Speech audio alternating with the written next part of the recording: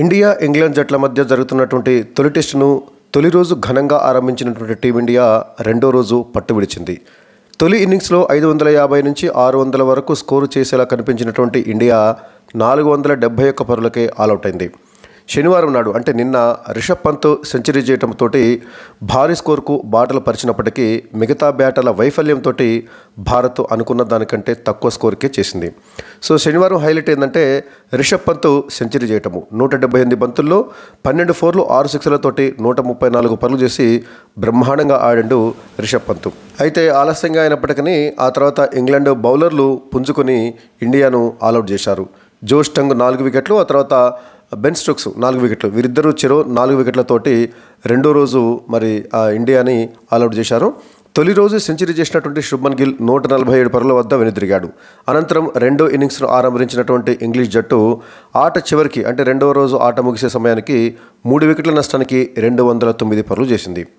Jack Crawley 4 పరుగులు మాత్రమే చేసి ఆరంభంలోనే అవుట్ అయినప్పటికీ ఓలీ పోప్ సెంచరీ చేసి నాట్అవుట్గా ఉన్నాడు. ఓలీ పోప్ 131 బంతుల్లో 13 ఫోర్లతోటి 100 పరుగులు చేసి ప్రస్తుతం క్రీజ్లో ఉన్నాడు. ఇక బెన్ డకెట్ 94 బంతుల్లో 9 ఫోర్లతోటి 62 పరుగులు చేసి కీలకమైనటువంటి ఇన్నింగ్స్ ఆడాడు. వీరిద్దరూ కలిసి అంటే Ollie Pope and Ben Duckett వీరిద్దరు కలిసి మరి వాళ్ళ జట్టును మెరుగైనటువంటి స్థితికి చేర్చారు. భారత బౌలర్లలో బుమ్రా ఒక్కడే రాణించాడు. తీసినటువంటి 3 వికెట్లు కూడా బుమ్రా ఖాతాలోకే వెళ్ళాయి. ఆట చివరికి పోప్కు తోడుగా హ్యారీ బ్రూక్ ప్రస్తుతం క్రీజ్లో ఉన్నాడు. ప్రస్తుతం ఇంగ్లాండ్ ఇంకా 262 పరుగులు వెనుకబడి ఉంది.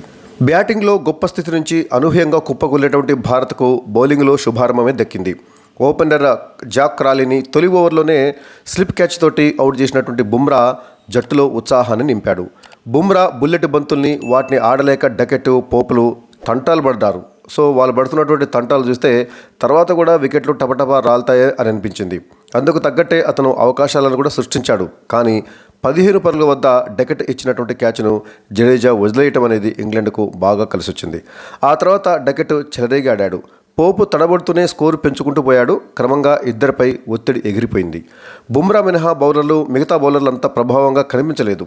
సిరాజ్ కొంచెం పర్వాలేదు కానీ ప్రసిద్ధ కృష్ణ, శార్దుల్ ఠాకూర్, రవీంద్ర జడేజా ఈ ముగ్గురు ఏమాత్రం ప్రభావం చూపించలేకపోయారు. సో సెంచరీ భాగస్వామ్యం తర్వాత డకెట్ బుమ్రా బౌలింగ్లో బౌల్డ్ అయ్యాడు. ఆ పైన జో రూట్తో కలిసి పోపు మరో కీలక భాగస్వామ్యం నెలకొల్పాడు. ఈ క్రమంలోనే పోపు సెంచరీ పూర్తి చేశాడు. 2 వికెట్ల నష్టానికి 206 పరుగులతోటి ఇంగ్లాండ్ పటిష్ట స్థితికి చేరుకుంది. మరో వికెట్ లేకుండానే ఆ జట్టు రెండో రోజును మిగించేలా కనిపించగా బుమ్రా ఆఖర్లో రూట్ను అవుట్ చేసి భారత్కు కాస్త ఉపశమనాన్ని కలిగించాడు. జో రూట్ 28 పరుగులు చేసి అవుట్ అయ్యాడు. రెండో రోజు చివరి ఓవర్లో బుమ్రా మరో వికెట్ కూడా తీశాడు. బ్రూక్ను డకౌట్ చేశాడు.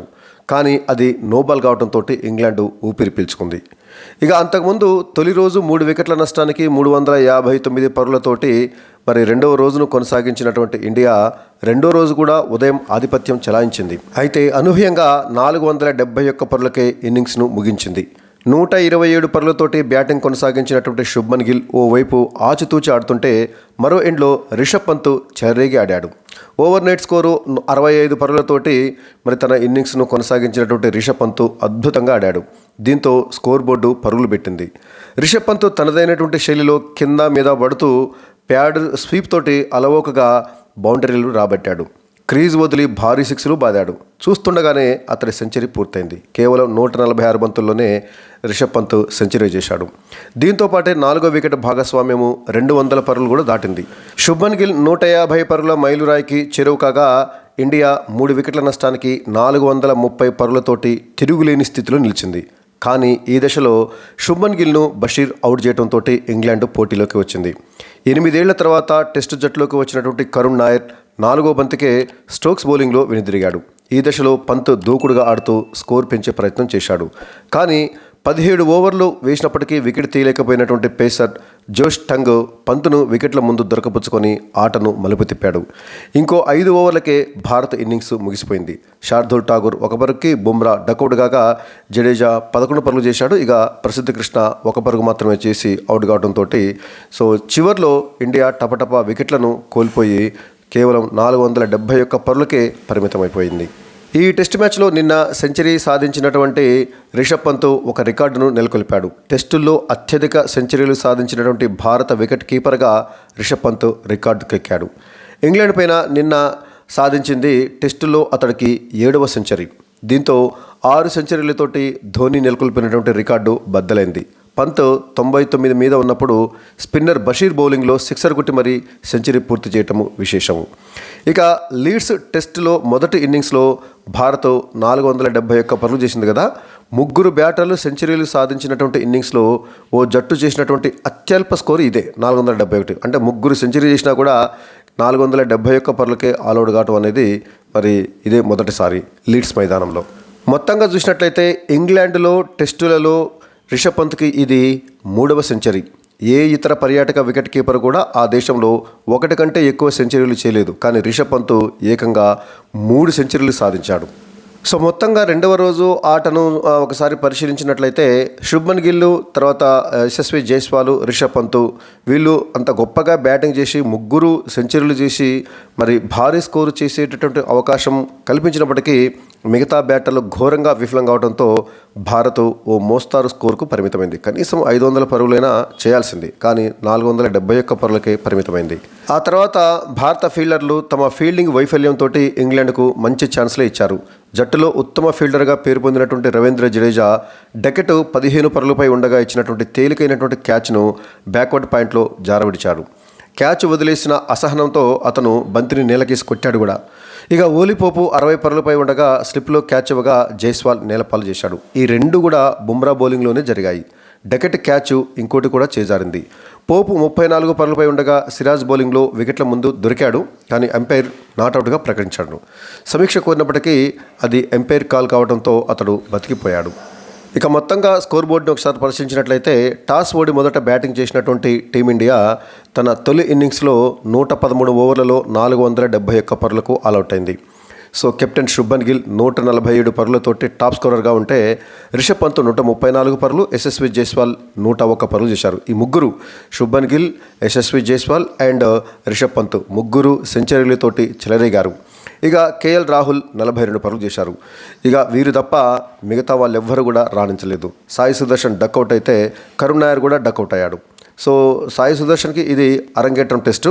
సో సుదీర్ఘ విరామం తర్వాత టెస్టుల్లోకి వచ్చినటువంటి కరుణ్ నాయర్ కూడా ఇతడు టెస్టులో పునరాగమనం చేసిన క్రమంలో ఇద్దరు, సాయి సుదర్శన్ కానీ కరుణ్ నాయర్ కానీ వీరిద్దరు కూడా చెరో 4 బంతులు ఆడి ఇద్దరు కూడా డక్అవుట్ అయ్యారు. ఇక రవీంద్ర జడేజా 15 బంతుల్లో కేవలం 11 పరుగులు చేసి అవుట్ అయితే శార్దుల్ ఠాకూర్ 8 బంతుల్లో 1 పరుగు చేసి అవుట్ అయ్యాడు. ఇక బుమ్రా 5 బంతులు ఆడి డక్అవుట్ అయ్యాడు. సిరాజ్ 3 పరుగులతోటి నాట్అవుట్గా ఉండగా ప్రసిద్ధ కృష్ణ 1 పరుగు చేసి అవుట్ కావడం జరిగింది. ఇక ఇంగ్లాండ్ బౌలర్ల విషయానికి వచ్చినట్లయితే వాళ్ళ కెప్టెన్ బెన్ స్టోక్స్ 4 వికెట్లు తీయగా జోష్ టంగ్ కూడా 4 వికెట్లు తీశారు. అంటే చిరో 4 వికెట్లు స్టోక్స్ అండ్ జోష్ టంగ్. ఆ తర్వాత Brydon Carse 1 wicket, Shoaib Bashir మరో వికెట్ తీయడం జరిగింది. మొత్తంగా చూసినట్లయితే స్టోక్స్ మాత్రమే కాస్త ప్రభావవంతంగా కనిపించాడు. రెండవ రోజు జోష్ టంగ్ విజృంభించి 4 వికెట్లు తీశాడు. ఆ తర్వాత తన తొలి ఇన్నింగ్స్ను ప్రారంభించినటువంటి ఇంగ్లాండ్ జట్టు ఇండియాకు ధీటుగానే బదులిస్తుంది. రెండవ రోజు ఆట ముగిసే సమయానికి ఇంగ్లాండ్ 49 ఓవర్లలో 3 వికెట్ల నష్టానికి 209 పరుగులు చేసింది. సో బజ్బాల్ ఆట తీరుతోటి వాళ్ళు వేగంగా అంటే వన్డే తరహాలో బ్యాటింగ్ చేశారు. వాళ్ళ ఓపెనర్ జాక్ క్రాలీ 6 బంతుల్లో 4 పరుగులు మాత్రమే చేసి బుమ్రా బౌలింగ్లో కరుణ్ నాయర్కి క్యాచ్ ఇచ్చి అవుట్ అయినప్పటికీ ఇక ఆ తర్వాత మరో ఓపెనర్ డకెట్ అండ్ 3వ స్థానంలో బ్యాటింగ్కి వచ్చినటువంటి ఓలీ పోప్ వీరిద్దరు కలిసి అద్భుతంగా బ్యాటింగ్ చేశారు. సో పోప్ అండ్ డకెట్ వీరిద్దరు కలిసి 2వ వికెట్కి 166 బంతుల్లో 122 పరుగులు జోడించారు. డకెట్ 94 బంతులు ఆడి 9 ఫోర్లతోటి 62 పరుగులు చేసి అవుట్ అయితే ఓలీ పోప్ మాత్రము 131 బంతులు 13 ఫోర్లతోటి 100 పరుగులు చేసి ప్రస్తుతము క్రీజ్లో ఉన్నాడు. ఇక జో రూట్, ఇండియా అనగానే రెచ్చిపోయి ఆడేటటువంటి జో రూట్ 58 బంతుల్లో 2 ఫోర్లతోటి 28 పరుగులు చేసి బుమ్రా బౌలింగ్లో కరుణ్ నాయర్కి క్యాచ్ ఇచ్చి అవుట్ అయ్యాడు. Ollie Pope and Joe Root వీరిద్దరు కలిసి 3వ వికెట్కు 111 బంతుల్లో 79 పరుగులు జోడించారు. ఇక ఆ తర్వాత బ్యాటింగ్కి వచ్చినటువంటి హ్యారీ బ్రూక్ 5వ స్థానంలో బ్యాటింగ్కి వచ్చినటువంటి హ్యారీ బ్రూక్ కూడా ఒక దశలో అవుట్ అయ్యాడు ఎల్బీడబ్ల్యూగా, కానీ అది నోబాల్ కావడంతో బతికిపోయాడు. ప్రస్తుతము క్రీజులో Ollie Pope and Harry Brook వీరిద్దరూ క్రీజులో ఉన్నారు. ఇక భారత బౌలర్ల విషయానికి వచ్చినట్లయితే ఒక జస్ప్రీత్ బుమ్రా తప్ప మిగతా వాళ్ళెవ్వరూ కూడా రాణించలేదు. పడ్డ 3 వికెట్లు కూడా జస్ప్రీత్ బుమ్రా ఖాతాలోకి వెళ్ళాయి. ఇక మిగతా వాళ్ళు ముఖ్యంగా చెప్పాలంటే శార్దూల్ ఠాకూర్ అయితే ఏకంగా 3 ఓవర్లలో 23 పరుగులు ఇచ్చాడు. అంటే T20ల తరహాలో ఓవర్కి సగటున 7.7 చొప్పున పరుగులు ఇవ్వడం జరిగింది. ప్రసిద్ధ కృష్ణ కూడా ఏ మాత్రం ప్రభావం చూపించలేదు. 10 ఓవర్లలో 56 పరుగులు ఇస్తే రవీంద్ర జడేజా కానీ ఆ తర్వాత మహమ్మద్ సిరాజ్ కూడా విఫలమయ్యారు. సో జస్ప్రీత్ బుమ్రా తాను ఎందుకు వరల్డ్ నెంబర్ 1 బౌలరో మరోసారి చాటి చెప్పాడు. తీసినటువంటి 3 వికెట్లు కూడా జస్ప్రీత్ బుమ్రానే తీయటం జరిగింది. ఇక ఈరోజు అంటే 3వ రోజు భారత బౌలర్లు ఏ మేరకు రాణించి ఇంగ్లాండ్ను ఆల్అవుట్ చేస్తారో చూడాలి. ఇంకా ఇంగ్లాండ్ ప్రస్తుతం అయితే 262 పరుగులు వెనుకబడి ఉంది. ఎందుకంటే ఇండియా తన తొలి ఇన్నింగ్స్లో 471 పరుగులు చేస్తే ప్రస్తుతము ఇంగ్లాండ్ 3 వికెట్ల నష్టానికి 209 పరుగులు చేసింది. కాబట్టి సో ఇండియా తొలి ఇన్నింగ్స్లో చేసినటువంటి స్కోర్ను అధిగమించాలంటే ఇంకా ఇంగ్లాండ్ 262 పరుగులు చేయాలి.